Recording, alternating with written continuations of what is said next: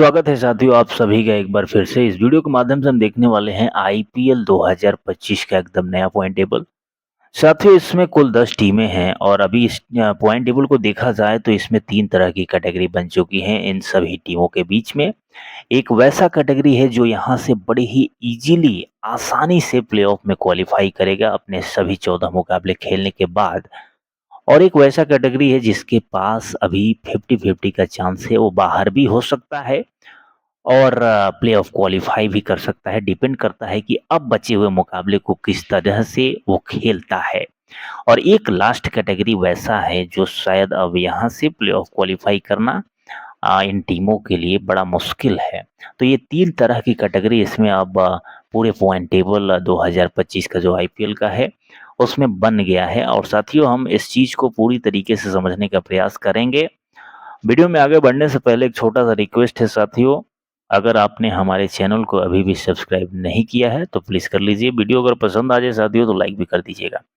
साथियों number 1 category की बात करें तो उसमें ऊपर की 4 टीमें हैं, दिल्ली कैपिटल, आरसीबी, गुजरात और पंजाब की टीम। ये जो 4 टीमें हैं ना, ये बड़े ही आसानी से यहाँ पर प्लेऑफ क्वालीफाई करते हुए नज़र आ रही हैं। अगर आगे अपने प्रदर्शन को ठीक उसी तरह से रखती हैं जैसा कि अभी तक रखा है, तो बहुत इजीली क्वालीफाई कर लेंगी। साथियों अगर इस पूरे चारों टीमों में नंबर 1 जो टीम है दिल्ली कैपिटल, उसकी बात करें तो अभी तक कुल 3 मुकाबला खेला है दिल्ली ने और तीनों मुकाबले को अभी तक जीता है। कुल 6 अंक इसके पॉइंट टेबल पर है। नेट रन रेट बहुत शानदार है, प्लस 1.257 का नेट रन रेट इसका है। और बहुत शानदार, ये श्योर हूँ मैं इस बात के लिए कि दिल्ली कैपिटल निश्चित रूप से प्लेऑफ क्वालीफाई करेगा। आप लोग बस इसके जो बाकी के बचे हुए मुकाबले हैं उसको फिनिश होने दीजिए। साथियों दूसरे नंबर पर जो टीम है पहले कैटेगरी का वो आरसीबी की टीम है। 3 मुकाबला खेला है, अभी तक 2 में जीत 1 में हार के साथ यह टीम पॉइंट टेबल पे 4 अंक जुटाने में कामयाब हुआ है अभी तक। और इसकी जो नेट रन रेट है वो प्लस 1.149 का है। नेट रन रेट इस पूरे पॉइंट टेबल में दिल्ली कैपिटल की सबसे बेहतर है। अब देखना ये है कि आगे यहाँ से अपने बचे हुए कुल 11 मुकाबलों में कितना जीत पाती है।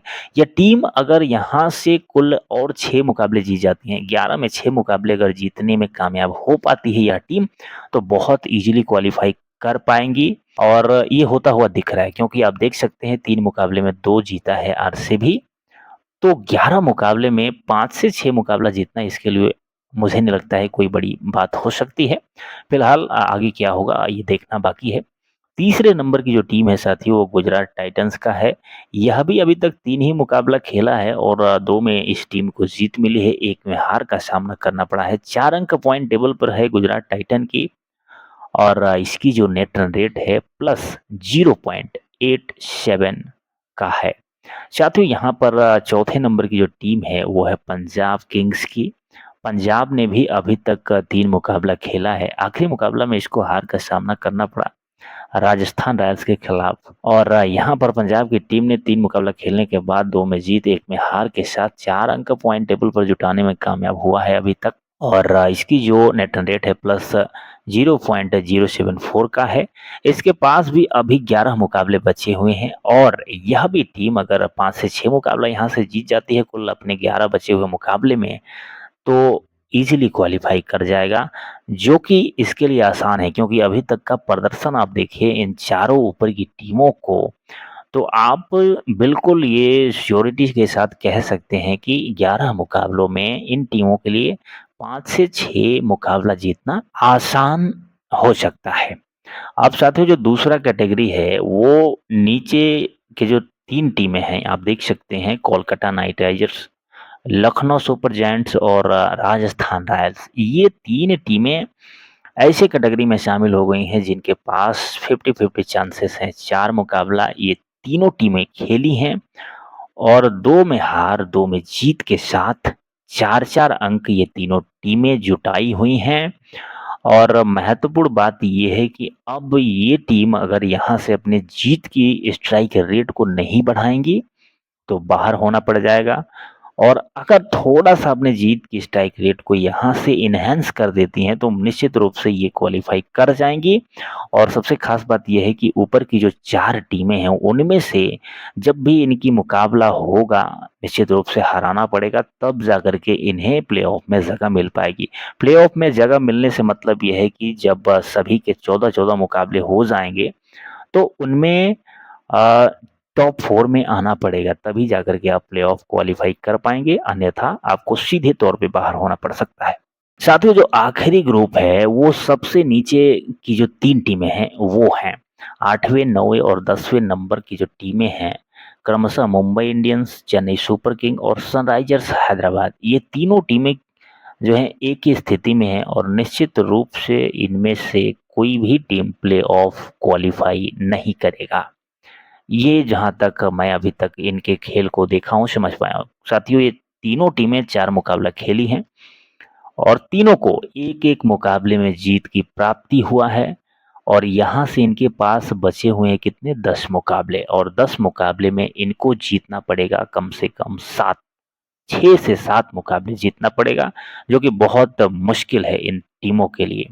ये तीनों ही टीमें आप देखिए अभी तक का जो परफॉर्मेंस है इतने डल रहे हैं, इतने बेकार रहे हैं कि इनको आप इतने ज़्यादा जीत अब यहाँ से करके दे पाएँ ये टीमें बड़ा मुश्किल है, आप उम्मीद नहीं कर सकते हैं।